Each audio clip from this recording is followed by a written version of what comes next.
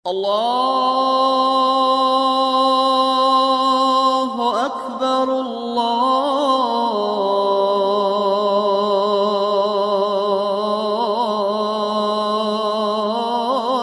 الله أكبر أشهد أن لا إله إلا الله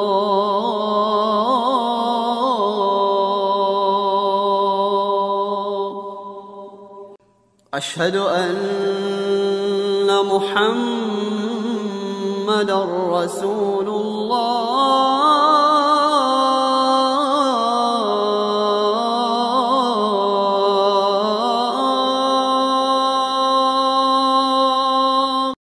Bismillahirrahmanirrahim wa salatu wa salam ala rasulullah. Chers frères et sœurs en islam, qu'il me soit permis de vous adresser le salut des hommes du paradis, le salut fraternel, le salut de la miséricorde, le salut d'Allah Azza wa Jal. Salamu alaikum wa rahmatullahi wa barakatuh. Bismillahirrahmanirrahim. Kul wallahu ahadu. Allahu samad, lam yalidi, wa lam yulad, wa lam yakun lahu kufuwan ahadu. Le monothéisme pur, la sourate Ikhlas. Mesdames et messieurs, bienvenue sur RTI 1. La problématique qui sera développée au cours de cette émission va porter sur islam et polyandrie. Pour en parler, des invités et non des moindres, nous avons avec nous Imam Abdallahi Sarr de la communauté mauritanienne. À ses côtés, l'imam Amidou Berté, il est imam principal de la mosquée Al-Istiqama, Banco Nord d'Atekoubé. Nous avons également deux dames avec nous sur ce plateau. Il s'agit donc de Khadija Ment El Hadj et de Zinab Mohamed Leïn Jara. Voilà, Imam Abdallah, salam alaikum. Alaikum salam wa rahmatullahi wa barakatuh. Imam Amidou, salam alaikum. Wa alaikum salam wa rahmatullah. Alors, madame, salam alaikum. En tout cas, merci à vous d'avoir accepté, n'est-ce pas, notre invitation. Alors, nous allons tous rentrer dans le vif du sujet. Nous allons commencer par vous, Imam Abdallah. Alors, dites-nous, en islam, c'est quoi la polyandrie? Est-ce qu'elle est autorisée dans notre religion, la religion musulmane? Bismillah ar-Rahman ar-Rahim. Sallallahu wa sallam ala nabil karim. Rabbi sharh li sadri wa yassir li amri wa hlul uqdatan min lisani yafqahu qawli. سبحانك لا علم لنا إلا ما علمتنا إنك أنت العليم الحكيم وما توفيقي إلا بالله عليه توكلت وإليه أنيب. Avant de répondre à la question, je vous remercie de nous avoir invités, de nous avoir donné cette opportunité. Je vous en prie. Et nous remercions le peuple ivoirien frère de toute l'hospitalité que nous avons reçue. La polyandrie, c'est le fait qu'une femme ait plusieurs maris. Alors que islamiquement, ce qui est autorisé, c'est qu'un homme ait plusieurs épouses et que c'est un choix, ce n'est pas une obligation. Donc la philosophie islamique du mariage, c'est qu'un homme prenne une épouse et l'une des raisons du mariage, c'est le fait qu'ils aient des enfants. Et que cette progéniture doit avoir une paternité. C'est-à-dire, dans le cadre islamique, il faut qu'on sache qui est le père de l'enfant. Et c'est pourquoi l'islam n'autorise pas une femme d'avoir plusieurs maris, compte tenu du fait que si elle a plusieurs maris, l'une des raisons du mariage devient caduque. Effectivement, parce que là, avec plusieurs hommes, on ne saura pas. On ne saura pas. Effectivement, le père de l'enfant. Et pour vous dire, dans le Sahih de Bukhari, notre mère Aïcha radiyallahu anha dit qu'il y a des formes de mariage qu'on appelle mariage entre guillemets dans la Jahiliya, c'est-à-dire la période anti-islamique, que l'islam a rejeté. Et parmi ces mariages, 9 hommes, ou 8 ou 7, c'est-à-dire moins de 10, selon ce qu'elle a dit dans le hadith, venez voir une dame, il s'accouple avec la dame. Ça, c'est dans la Jahiliya. Et que quand la femme tombe enceinte et qu'elle met au monde un enfant, elle appelle tous ces hommes. Et elle choisit l'homme de son choix, elle dit que c'est lui le père de l'enfant. Eh bien, l'islam rejette cela compte tenu du fait qu'on ne sait pas réellement si c'est lui le père de l'enfant. Oui, mais imam, aujourd'hui, il y a aussi les tests d'ADN. Oui, mais ça, je vous dis ce qui existait. Je suis en train de dire, est-ce que c'est islamique ou ce n'est pas islamique? Ce n'est pas islamique compte tenu du fait que cette forme-là existait et l'islam l'a rejetée. L'islam reconnaît que la femme doit se marier à un seul homme. Et je vais aller plus loin. Il y a un autre argument qui montre que la polyandrie ne peut pas être acceptée islamiquement. S'il y a divorce, comme vous le savez, l'islam autorise le divorce. L'islam autorise le divorce, mais Allah n'aime pas aussi le divorce. Je sais. Quand une femme est divorcée, elle va être dans une période qu'on appelle une période de idda, la période de viduité. Viduité, oui. Il n'est pas autorisé à cette femme de se marier dans cette période-là. Vous comprenez? Bien sûr. Eh bien, comment on peut autoriser à une femme d'avoir plusieurs maris, alors que si elle est déjà mariée, même divorcée, dans cette période de viduité, il ne lui est pas permis de se remarier. Tout à fait, vraiment, on a bien compris. Imam Hamidou Berté, pourquoi justement Allah subhanahu wa ta'ala a souhaité que l'homme puisse marier plus d'une femme et pas le contraire? Alhamdulillah, wa salatu wa salam ala rasulillah ba'd. Je vous ramène dans le Coran au chapitre 4, verset 34. D'accord. Chapitre intitulé Les femmes, Surat al-Nisa. Allah n'a pas d'explication ni de compte à nous rendre. Il dit Ar-rijalu qawwamuna ala an-nisa bima faddala Allahu ba'dahum ala ba'd wa bima anfaqu min amwalihim. Allah dit les hommes ont l'autorité, la conduite des affaires sur les femmes.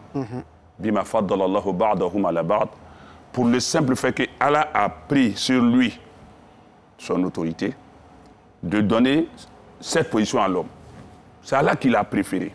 Il n'a pas d'explication à donner dans ce sens. Donc Allah a mis l'homme en termes de gestion au-dessus de la femme, pas en termes de valeur de supériorité, non.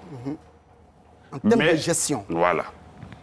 Donc, au-delà de cet état de fait, l'homme doit lui-même maintenant mériter cet état de fait. D'accord. Wabima anfaqu min amwalihim. C'est l'homme qui doit dépenser maintenant aussi, non seulement pour avoir la femme comme épouse, mais pour l'entretenir.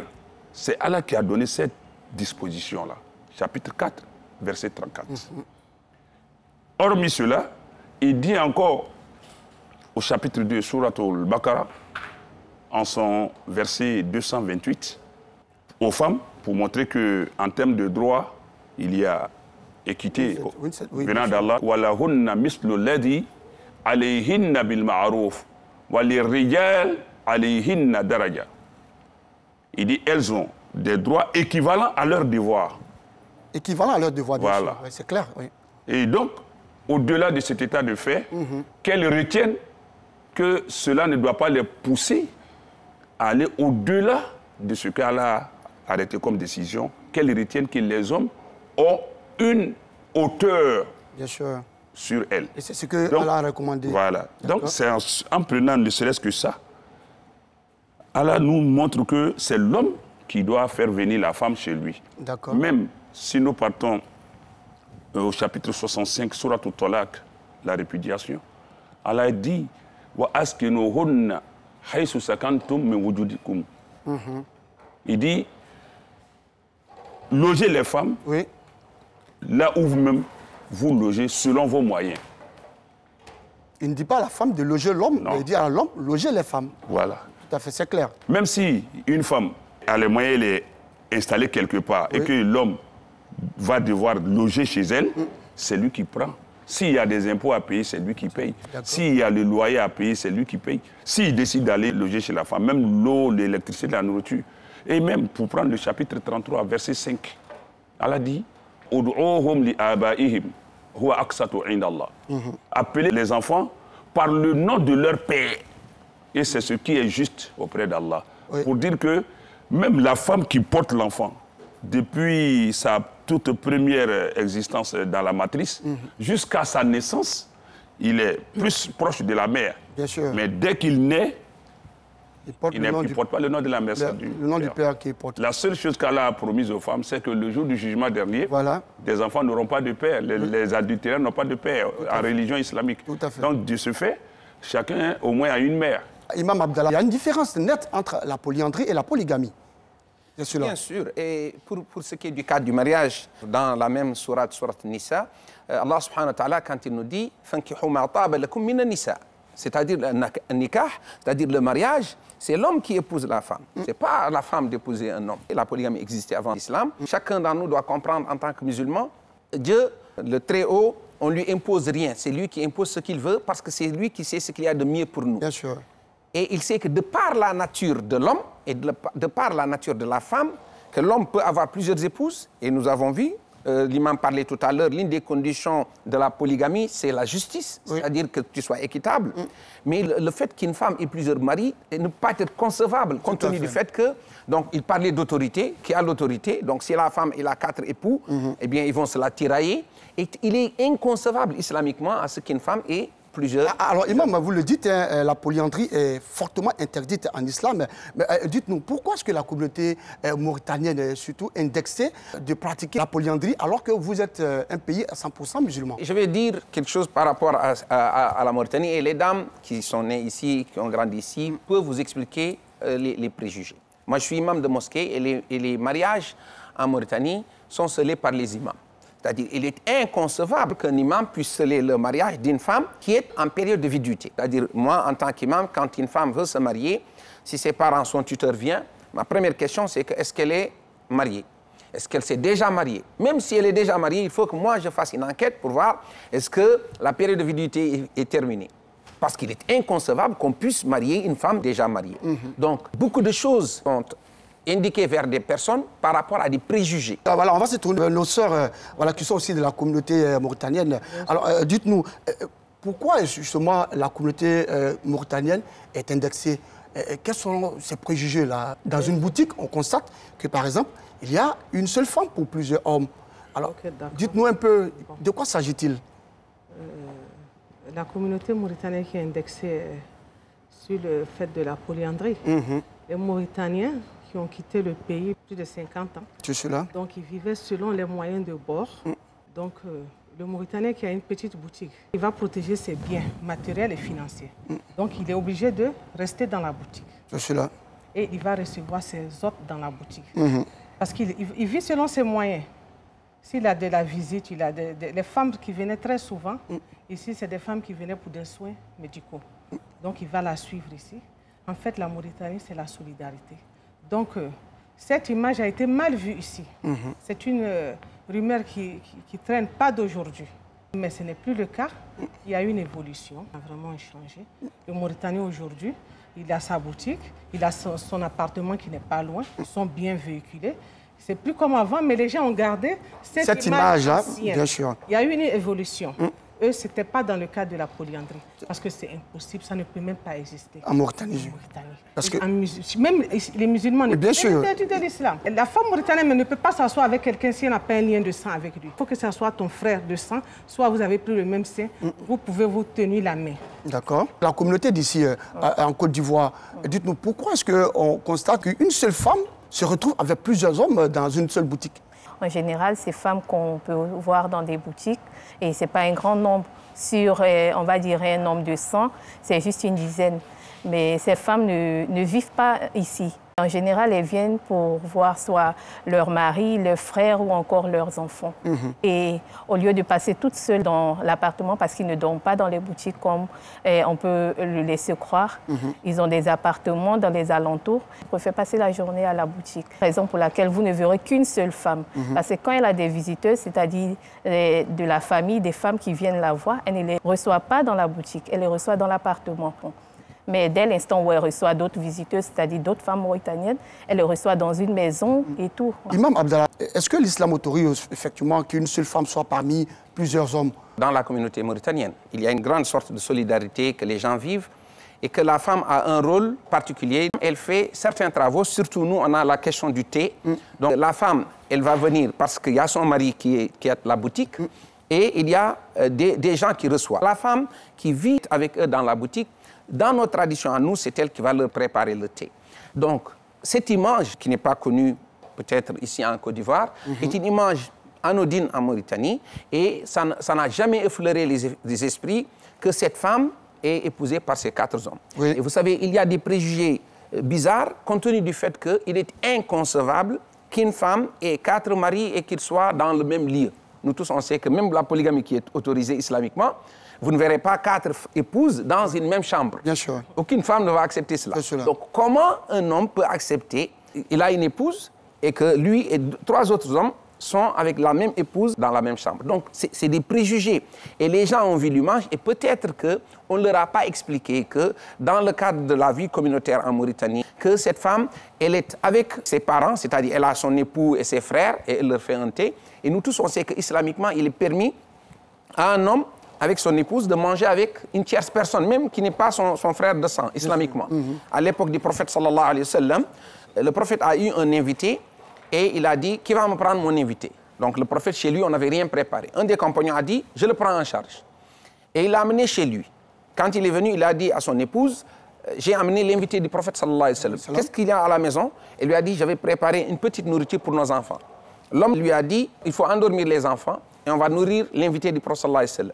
Quand elle a apporté le dîner, l'homme lui a fait un signe pour qu'elle éteigne la lampe. Parce que la nourriture, c'est peu de nourriture. Si l'invité voit cela, il sera gêné. Donc, elle a éteint la lampe et ils se sont assis tous les trois. Donc, l'étranger avec l'époux et la dame autour du plat pour faire semblant qu'il mange pour laisser l'invité manger. Donc, et le lendemain, cet homme est venu raconter au prophète sallallahu alayhi wa sallam ce qui s'est passé et le prophète ne l'a pas blâmé compte tenu du fait qu'il est autorisé islamiquement de manger ensemble ou de boire le thé ensemble avec des gens compte tenu du fait que c'est public.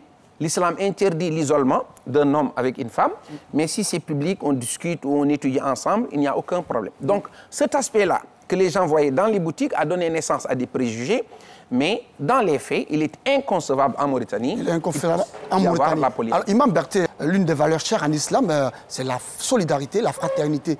Et donc, des Ivoiriens qui se retrouvent, par exemple, en Mauritanie, nous y étions, on a vu quand même des sœurs et des frères ensemble. Voilà, parce qu'ils n'ont pas grand moyen comme s'ils étaient en Côte d'Ivoire. Est-ce que c'est parce que aussi vivent les Mauritaniens ici en Côte d'Ivoire? Il faut dire que la promiscuité homme-femme, lorsque ça se fait dans l'isolement, c'est là que l'islam condamne. Ce qui est inquiétant, c'est que avant de porter un jugement sur quelque chose, il faut connaître bien la chose. Il y a en cela 2 versets du Coran que je vais relever qui nous mettent en garde. Un, le verset 36 du chapitre 17, Suratul Isra, le voyage nocturne, verset 36. Allah nous dit « Wala takfu ma laysa laka bihi ilm, inna sam'a wal basara wal fu'ada kullu ulaika kana anhu mas'oula » Ne spécule pas sur ce dont tu n'as aucune science, aucun savoir. Puisque l'ouïa, qui est l'élément de l'organe d'écoute qui est l'oreille, sera interrogé. Mais qui dit l'oreille sera interrogé, dit celui qui émet dans l'oreille. La vue sera interrogée. Qui dit celui qui voit, dit celui qui se fait voir ou bien qui fait voir. Et l'intelligence qui analyse et puis qui tire une conclusion, nous allons en rendre compte. Ça, c'est un. De 2, au chapitre 49, Suratul Hujurat, les appartements, au verset 13. Oui. Allah nous dit, Ya ayyuhalladhina amanu, in ja'akum fasiqun binaba'in fatabayyanu. Si un pervers vous apporte une information, essayez de la vérifier en tusibu qawman pour ne pas porter atteinte à un peuple. Bijahalatin, par ignorance, fatusbihu ala ma fa'altum nadimin, et puis vous serez pris de remords après votre agissement. Ne serait-ce qu'à ça, un musulman doit réfléchir. Il est dit République islamique de Mauritanie. Mauritanie, effectivement. Peu sont les pays qui affichent leur islamité dans la dénomination de leur pays. Oui. Pour dire que nous assumons notre islamité.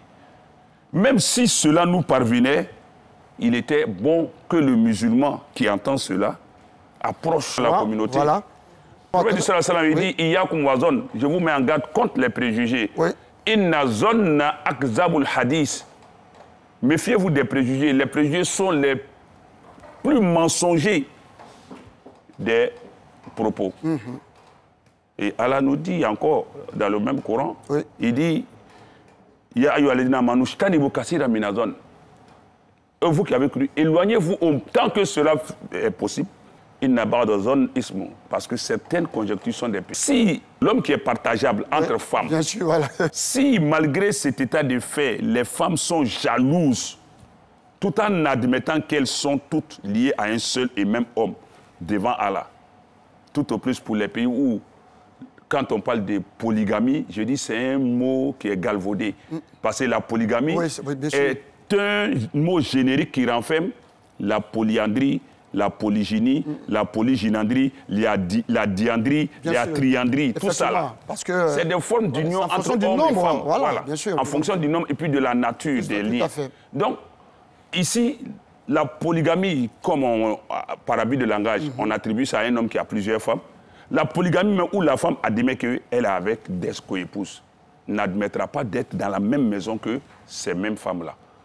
Est-ce qu'un homme qui est jaloux, qui a sa respectabilité, son honorabilité, va admettre vivre avec des gens qui vont partager son épouse? Non. Donc, c'est des préjugés qu'il faut enlever.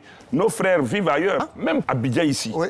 Il y a des quartiers où c'est des particuliers qui louent leur appartement. Oui. Et puis, diverses familles viennent louer. Le même appartement, c'est des contreplaqués qu'on prend pour cloisonner. C'est cela. Ils partagent le même salon souvent. Mais celui-là, il va au travail, ses visiteurs viennent, ses épouses ou bien son épouse avec d'autres personnes, des étrangers. Oui. Ça, c'est les contingences du moment.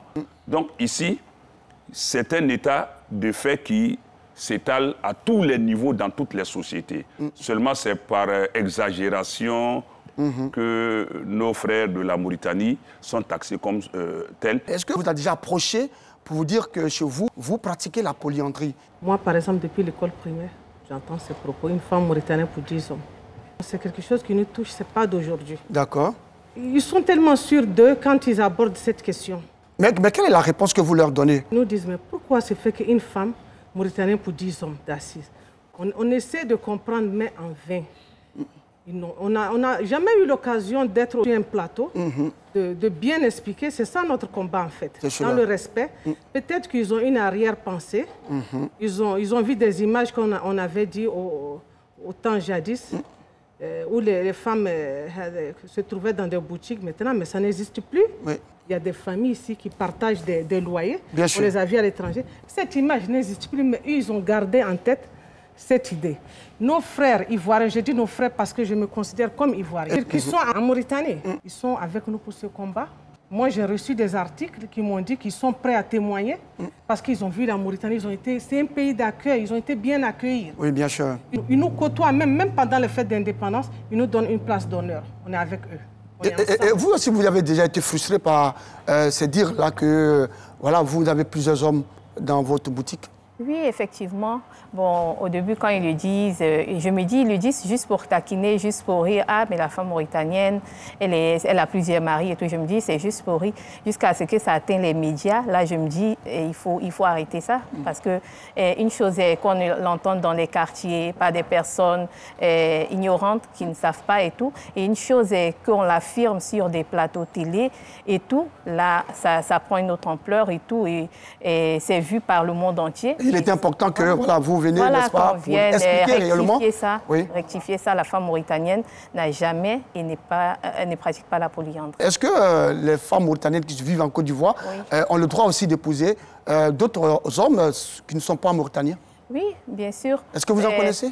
Oui, j'en connais. D'accord. Et tant qu'ils sont musulmans et que ça ne sort pas du cadre de l'islam, il n'y a pas de problème. D'accord. Voilà. Et c'est vraiment important de rectifier cela. Alors, Imam Abdallah, aujourd'hui, si vous constatez en Mauritanie ou partout dans le monde entier qu'une femme musulmane a plusieurs hommes parce qu'elle a assez de moyens et qu'elle pratique la polyandrie, quel sort lui est réservé, cette femme-là? Alhamdulillah, il est inconcevable. Et même dans la conception de la femme musulmane, elle ne peut pas s'imaginer avoir plusieurs hommes si elle est musulmane. C'est-à-dire, aucune musulmane ne peut s'imaginer penser avoir plusieurs hommes. Allah subhanahu wa ta'ala nous dit que illa ala azwajihim aw ma malakat aymanuhum fa innahum ghayru malumin. C'est-à-dire dans surat Mu'minun, Dieu nous a dit d'une façon explicite que l'homme que Dieu a créé et la femme que Dieu a créée, le rapport entre eux ne peut être permis que dans le cadre du mariage. Ce n'est pas possible. Même la masturbation n'est pas permise islamiquement. Et c'est ce verset qui dit, celui qui va au-delà du mariage, eh bien, ces gens-là sont à blâmer. C'est-à-dire qu'ils ont commis une faute grave. Ce sera un adultère. Vous savez, Dieu parle à tout le monde. C'est-à-dire, quelqu'un ne doit pas parler d'un sujet qu'il ne maîtrise pas. Oui. Et surtout aujourd'hui, on est dans un monde oui, pour avoir l'information. On peut vérifier partout. Oui, c'est facile de vérifier toutes les informations. Oui. Donc, de dire une chose qui est fausse, eh bien, vous allez être démenti par n'importe qui dans la communauté mauritanienne, toute communauté confondue. Hein. C'est-à-dire que ce soit les Maures blancs, que ce soit les Haratines, que ce soit les Poulars, que ce soit les Wolofs, que ce soit les Soninké qui existent en Mauritanie, vous ne verrez aucune de ces communautés ne peut s'imaginer qu'une femme puisse avoir un deuxième. On a des amis ivoiriens, quand ils entendent, ils disent mais c'est absurde, c'est contre la valeur même humaine. Oui. Donc pour les Ivoiriens qui nous fréquentent, qui ont qui sont nos amis et tout, savent que ça n'existe pas. Voilà, Imam Amilou Berté, est-ce qu'il y a un danger lié justement à la polyandrie? Il n'y a pas un danger, hein. Il y a des dangers. Des dangers? Ouais. Il n'y a rien de bon dans la polyandrie. D'abord, c'est inconcevable, c'est inhumain. La polyandrie, on l'entend, mais nulle part dans mes recherches, la polyandrie n'est légiférée. Elle a été pratiquée par les peuples primitifs. Et là encore, ce n'était pas des mariages, mais c'était des unions multiples entre une femme et des hommes. Pas de mariage? Pas de mariage. D'accord. Parlant de danger, la paternité de l'enfant sera livrée à qui? Ce serait méchant de livrer un enfant à la vindicte de la nature.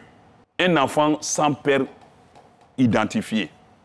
Ça, c'est vraiment dangereux. Or, islamiquement parlant, l'héritage même d'abord ne revient jamais à un enfant adultéré. Si ce n'est l'héritage de sa mère. Oui.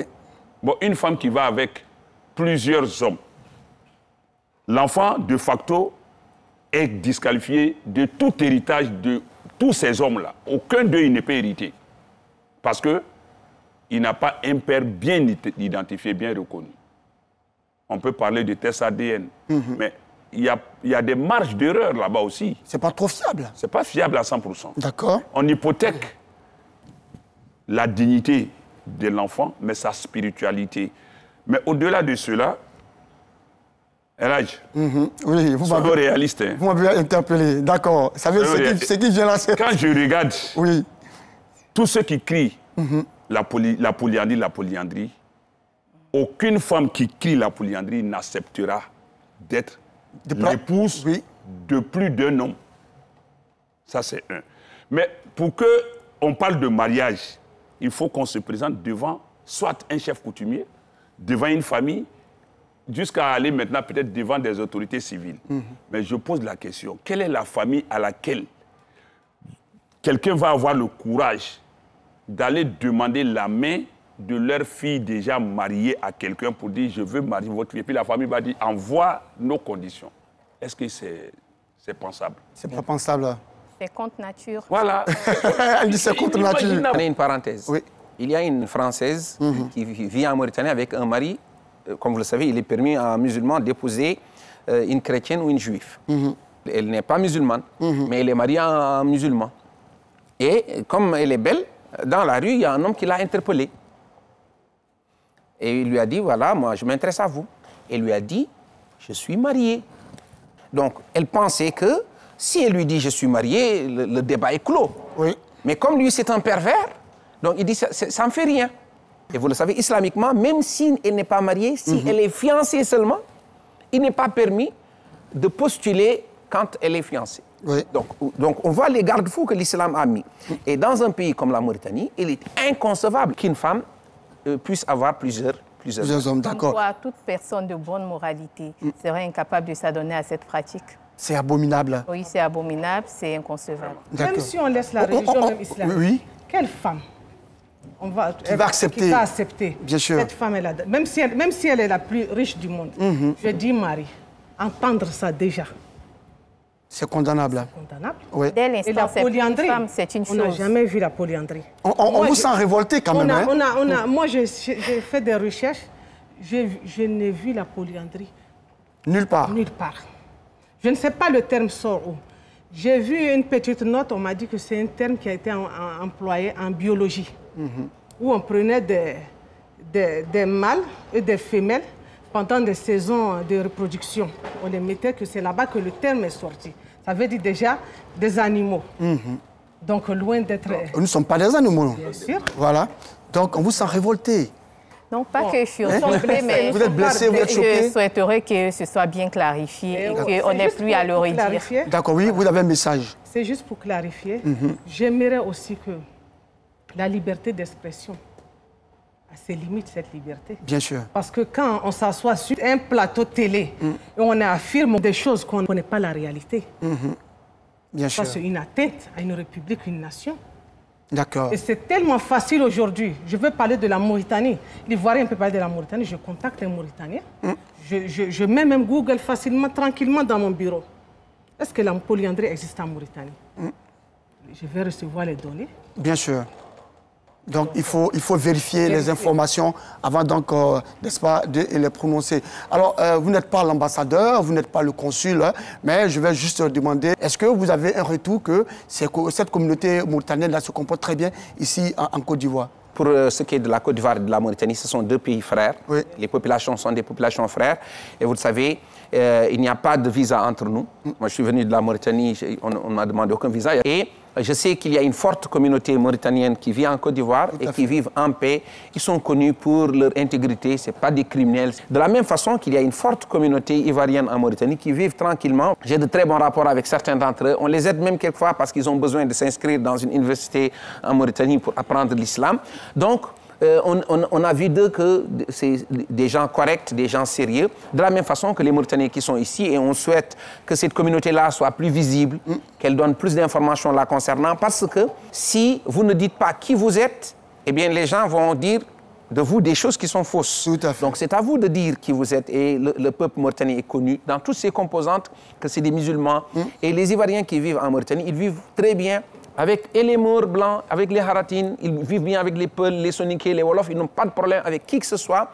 Ils sont bien intégrés, ils font leur boulot, ils sont dans les écoles, ils enseignent ou ils ont leurs travaux. De la même façon que les Mauritaniens qui sont ici, toutes les informations que nous avons sont qu'ils sont corrects, qu'ils sont paisibles, qu'ils s'occupent de leurs affaires. Et ça, c'est à louer et à saluer. Et nous souhaitons que cette communauté mauritanienne qui vit en Côte d'Ivoire soit plus visible, qu'elle parle plus de la culture mauritanienne, l'hospitalité mauritanienne, la solidarité mauritanienne. Mais surtout, nous, on est observés sous la loupe. Parce que une république islamique, c'est-à-dire une république islamique... Vous n'avez pas droit à l'erreur. Vous comprenez? Donc, on ne peut pas concevoir des choses qui sont contraires à l'islam. Et même nos us et coutumes sont teintés par l'islam. D'accord. Alors, Imam Hamidou Berté, on vous dit comme ça lorsque vous allez dans un village ou dans une zone très reculée et que vous ne voyez pas une boutique mauritanienne, il est préférable de quitter le village. Il faut dire que nous devons tirer le chapeau à la communauté mauritanienne parce qu'elle approvisionne même les hameaux les plus reculés. Les plus reculés. Ils ne ménagent aucun effort pour aller dans des zones non électrifiées, sans adduction d'eau ni rien. Et ils vont achalander de la marchandise. Ils approvisionnent. Et nos parents vont à la ferme, au champ, mais ils reviennent, ils peuvent s'acheter tout ce qu'ils veulent, les condiments, à la boutique mauritanienne. Partout, avant que d'autres communautés n'arrivent, c'est les Mauritaniens qui sont connus comme des tenants des boutiques. Bien sûr. Donc, je dis que c'est une communauté qui travaille, elle est courageuse.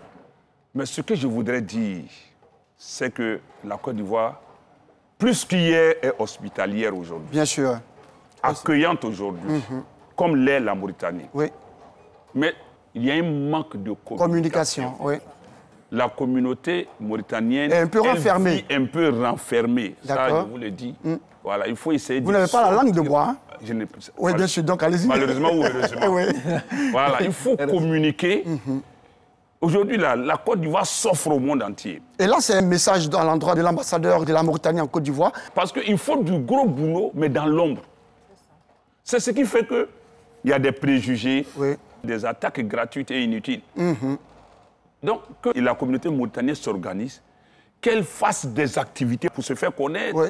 Madame, on va terminer. Est-ce que vous avez un message à lancer à l'endroit de tous ceux qui pensent que dans vos boutiques, ce n'est pas ce que l'islam demande que vous faites là-bas? La République islamique de Mauritanie qui a pour devise l'honneur, la fraternité et la justice. Ça englobe tout. Donc, un pays musulman, à 100% musulman, ne peut pas faire ce genre de choses, qui est la polyandrie. La polygamie, oui. Vous aimez la polygamie, hein? Non, non, la femme mauritanienne refuse la polygamie, qui est autorisée. Elle va l'accepter malgré elle-même. Et cela n'empêche son mari de le faire. 85% des hommes mauritaniens le font. Mais par respect pour la femme, ils le font dans la considération. Quand vous dites malgré vous, mais moi je m'insurge, je contre ça, parce que c'est une recommandation de Dieu. Donc, pas malgré vous. Polygamie. Donc on ne peut pas accepter la polyandrie. Mais pourquoi vous refusez alors que c'est Dieu qui l'a recommandé? Ce n'est pas la femme mauritanienne, c'est la femme avec grand F. C'est la précision en détail. Ok, oui, vous avez un message. les Mauritaniens et les Ivoiriens vivent en parfaite harmonie et que c'est forcément un manque d'informations et tout. Et alhamdulillah, vous nous avez donné l'occasion de clarifier tout ça et je vous en remercie. Imam Abdallah, on va vous permettre de dire votre dernier message en français et puis vous allez ensuite résumer en arabe. Moi, je voudrais dire 3 choses. La première, c'est de vous remercier de nous avoir donné cette opportunité dans cette émission pour éclaircir une question qui concerne tous les musulmans, parce que ça ne concerne pas seulement que les Mauritaniens, même si la rumeur circule ici que cela se fait en Mauritanie.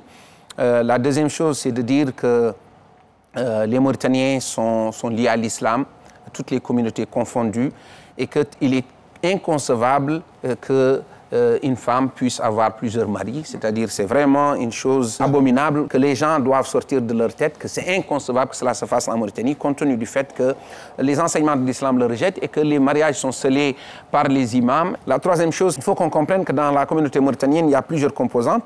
Par exemple, dans la composante arabe, les Maures blancs par exemple, c'est difficile d'accepter la polygamie et que même les hommes ne sont pas très tentés de le faire, alors que dans la communauté négro-mauritanienne, c'est courant, la plupart des gens sont polygames, mais elle a raison de dire que moi je pense que ce qu'elle a dit, je refuse, ce n'est pas un refus, c'est la nature de la femme qui parle, c'est-à-dire on ne peut pas être contre la loi de Dieu, même si on sait que la polygamie n'est pas une obligation, que c'est une autorisation. Il y a plusieurs raisons. Si un homme a une épouse stérile, est-ce qu'il va rester sans enfant alors qu'il a une possibilité de prendre une deuxième épouse en conservant sa première épouse? Donc il y a plusieurs raisons qui expliquent la sagesse divine derrière cela. C'est qu'on sait que Dieu n'autorise que quelque chose qui est bon pour nous. Donc elle parlait dans ce cadre-là, mais dans la communauté négro-mauritanienne, la polygamie est très répandue. Et pour finir, et je pense que la communauté mauritanienne qui est sur le plateau l'a entendu, ceux qui observent cette émission l'ont entendu, c'est important de parler de notre culture, de parler de nos valeurs, et que le boutiquier qui vient, il vient avec ses valeurs. Je ne sais pas en Côte d'Ivoire, mais un pays que je connais bien comme le Sénégal, les premiers boutiquiers qui venaient, c'est eux qui étaient les maîtres de Coran dans le quartier. Donc le boutiquier, il a pour fonction d'enseigner, en même temps de vendre, mais d'enseigner aux enfants. Un guide, un guide. Et que, mine de rien, les femmes arabes mauritaniennes, la plupart d'entre elles ont appris le Coran très tôt. Donc c'est dire qu'il y a un ensemble d'éléments qu'on doit connaître, c'est-à-dire ces femmes que vous voyez là connaissent la loi, c'est-à-dire elles ne font pas des choses dans l'ignorance. Donc c'est important que l'islam est répandu chez nous. Même si tu n'es pas savant, tu entends beaucoup de choses sur l'islam, compte tenu du fait qu'effectivement la Mauritanie est connue à l'étranger pour ses savants, pour sa poésie, etc. Donc ces éléments-là, c'est important que nous-mêmes on vulgarise cela pour que les gens prennent conscience que ce n'est pas un hasard si beaucoup de gens viennent apprendre l'islam en Mauritanie, c'est que c'est un pays de savants. Et ces éléments-là, c'est important de le véhiculer. Moi, je dis que la plupart de la communauté mauritanienne qui vit ici, si je les entends dans leur discours, ils ont appris plein de choses. Hein. Ils ne sont pas savants, mais ils ont appris plein de choses. Donc, c'est dire que c'est important de vulgariser cela ici pour que tous ces préjugés-là disparaissent. Donc il y a un ensemble de préjugés, effectivement. L'imam a raison. Si tu ne dis pas ce que tu fais, eh bien, les gens vont te dire ce que tu ne fais pas. Bien sûr. Alors en arabe, tout ce qui a été dit. إذن خلاصة ما قلنا نقول هو أن فيه شائعة أن المرأة الموريتانية تتزوج بعدة أزواج، وهذا قلنا أنه مناف للشرع وأنه غير ممكن في بلد مسلم كالجمهورية الإسلامية الموريتانية. وكنا ندندن حول الموضوع أنه مستحيل أن يحصل هذا في بلد مسلم، وينبغي أيضا للموريتانيين الذين يسافرون أن يعطوا صورة حسنة عن البلد، وأن أيضا يكونون حذرين، لأنهم هنا كانوا يرون في دكان واحد 4 رجال مع امرأة، وبنوا على هذا أحكام مسبقة، والسبب كان معروفا، وإذا عرف السبب بطل العجب. إذن هذا الموضوع مستحيل أن يحصل في بلد مسلم كموريتانيا. Shukran. Alors, Imam Midou Bertin, on va terminer par vous. En malinké, petit résumé. Tout à fait.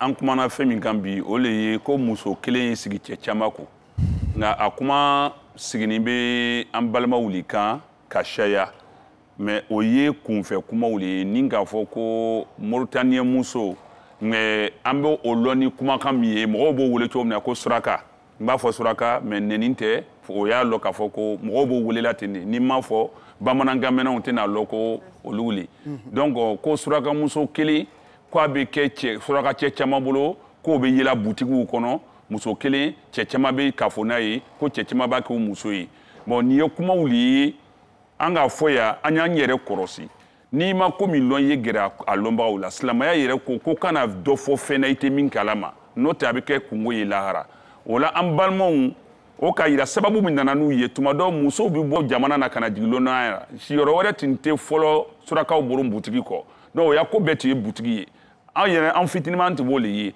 nka kuma kuntagala sunjata ma tiɲɛ yɛrɛ tɛ kuma nin ye bawo minnu nana nin ninnu bɛɛ bɔla Moritani de ka na nka kuma ji min bɔla jɛgɛ da o le sumana donc olu yɛrɛ ya jamana don silama jamana de ye Moritani ye a bɛ se k'a kɛ cogo di muso kelen yɛrɛ bɛ k'a fɔ ni cɛ fila ye sisan ka taa fɔ ko cɛ caman bɛɛ ɲɛna bɛɛ ka lɔnko la o tɛ tiɲɛ ye an y'an yɛrɛ kɔrɔsi a tɛ se ka kɛ a ma kɛ a tɛna kɛ o la an y'a lɔn k'a fɔ ko bi kuma nin bɛɛ y'o le ye muso kelen cɛ caman kun a tɛ kɛla a bɛ min yela a ye gɛrɛ a tigiw la k'o ɲininka ka ɲɛ lonnaw le o bɛ na o bɛ tɛmɛ tuma dɔ yɛrɛ fɔlɔ butigitigi a ka ko bɛɛ lajɛlen a bɛ butigi kɔnɔ n'a muso nana muso bɛ to n'a ye donc balima minnu bɛ na a b'o lajigi fana butigi kelen o kɔnɔ tuma dɔ olu ye lonnaw foyi yɛrɛ t'o ni muso cɛ nka anw bɛ sigi ka sitana to a bɛ tolon kɛ an hakili la an bɛ fɛn fɔ min bɛ k'an bolo kungo ye lahara donc kuma yɛrɛ bɛɛ ba ye o le ye bi donc an y'a lɔn k'a fɔ ko silamɛya le bɛ yen muso tɛ cɛ fila bolo muso ye cɛ kelen ta le Moritani cɛ kɔni bɛ se ka muso caman ta muso ta fo naani komi sariya k'a daga kɛrɛkɛrɛnni bolo ma Moritani fana faragbaw bɛ yen arabu gbɛmaw bɛ yen fimaw bɛ yen donc fimaw kɔni kundala a ka ca mais gɛmaw fana ngalɔ inchallah o bɛna sɔn a ma. Inchallah a ka ca yɛrɛ d'accord voilà merci beaucoup et elle est réagi dit a ka ca yɛrɛ d'accord voilà vous l'avez compris c'est la fin de cette émission rappelons que nous étions avec l'imam Abdallahi Sarr de la communauté mauritanienne il est conférencier international avec lui l'imam Aminou Berté imam principal de la mosquée Al-Istiqama Banco Nord d'Atekoubé avec eux nous avions également sur ce plateau alors deux sœurs il s'agit donc de Khadija Mint El Hadj et de Zainab Mohamed Lebne Nejara. Avec eux, nous avons parlé, n'est-ce pas, de islam et polyandrie. Merci à vous de nous avoir suivis. Je vous donne rendez-vous jeudi prochain, même chaîne qui me soit permis de, n'est-ce pas, traduire toute la reconnaissance et notre gratitude à l'ambassadeur de la Mauritanie en Côte d'Ivoire et de saluer également toute la communauté mauritanienne qui vit ici en Côte d'Ivoire, une communauté paisible et, n'est-ce pas, hospitalière. Voilà, merci. Je vous donne rendez-vous jeudi prochain, même heure, même chaîne. Alors, vous pouvez suivre la rediffusion de l'émission Allahu Akbar tous les vendredis à partir de 9h. Salam alaikum wa rahmatullah wa barakatuh. La ilaha illallah, la ilaha illallah, la ilaha illallah, Muhammad Rasulullah, la ilaha illallah, Muhammad Rasulullah.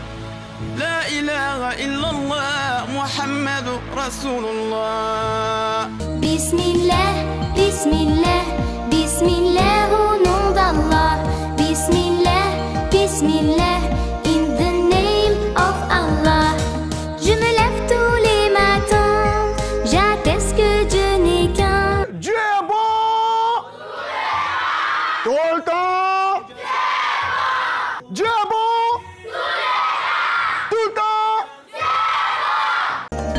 Bismillah, Bismillah, Bismillah au nom d'Allah. La gauche, toujours, la gauche, toujours. Merci, merci. Mesdames et messieurs, bonsoir. Je suis votre candidat de la gauche. La gauche! Vous savez tout comme moi que sans cohésion et paix, il n'y a pas de développement. Donc, pour la stabilité, la cohésion nationale, votez moi. Wow! Je m'engage à construire avec vous un pays de paix, de cohésion nationale.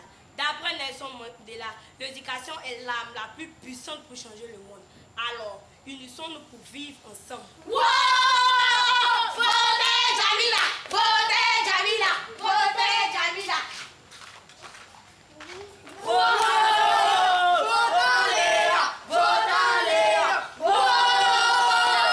Toujours! La droite! Toujours! Merci, merci, merci. Mesdames et messieurs, bonsoir. Je suis votre mains de ce pays, des mains de nos ennemis de la gauche, la droite. Ce pays est le nôtre. Tous ensemble, nous devons bâtir un pays de paix, de cohésion nationale, afin d'amorcer le développement. Donc, pour la paix et la cohésion nationale, votez-moi. Car je m'engage à promouvoir la paix et la cohésion nationale. Je vous remercie. Votons Léon! Votons Léon!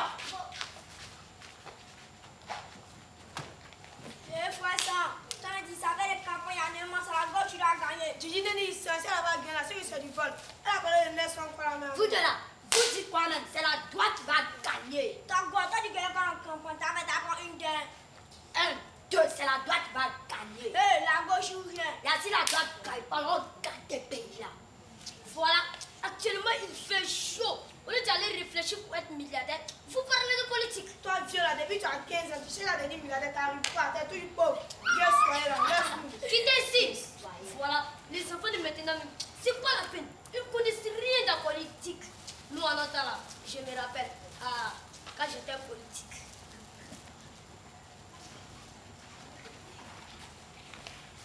Après une auto interminable, nous passons à la proclamation des résultats.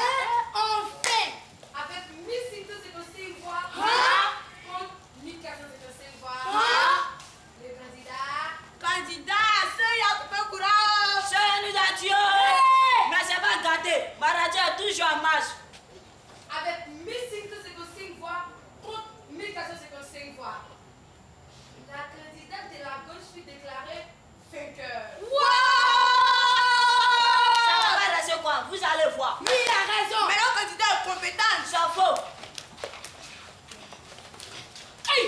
Qu'est-ce qui se passe? Hey! Arrêtez! Arrêtez! Quand c'est quelqu'un va arrêter. Je suis votre leader. Assez vous écouter. Qu'est-ce que ça dans la main? Vous allez m'écouter. Pourquoi voulez-vous vous entretuer? Regardez vous-même les dégâts. Pourtant, ces biens publics nous appartiennent à tous. Vos différents partis sont constitués des différentes couches ethniques, sociales et religieuses de notre pays. Regardez vos différents candidats. Chacun parle de paix et de vivre ensemble. Alors que nous-mêmes qui sommes ensemble, dans les villages, les villes, les quartiers et même dans les cours, prenions des machettes et des bourdins pour nous entretuer. Alors que les hommes politiques sont opposés par leurs idéologies, mais sont des amis. Ils s'appellent entre amis et frères. Mes frères et sœurs, nous sommes tous frères et sœurs malgré nos différentes ethnies. Bismillah, Bismillah, Bismillah au nom d'Allah. أعوذ بالله من الشيطان الرجيم يا أيها الناس إنا خلقناكم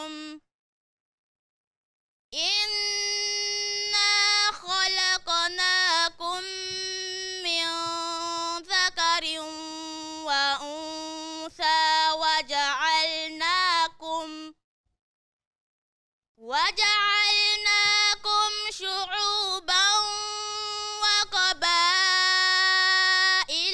لتعارفوا إن أكرمكم عند الله أتقاكم إن الله عليم خبير صدق الله العظيم. Je cherche protection auprès d'Allah contre Satan le banni. Ô vous humains, nous vous avons créé à partir de mâles et de femelles. Nous vous avons repartis en peuple et en tribu pour que vous vous reconnaissiez mutuellement. Pour Allah, les plus honorables parmi vous sont les plus pieux. Allah connaît tout et sait tout. Allah est véridique. Bismillah, Bismillah, Bismillah au nom d'Allah.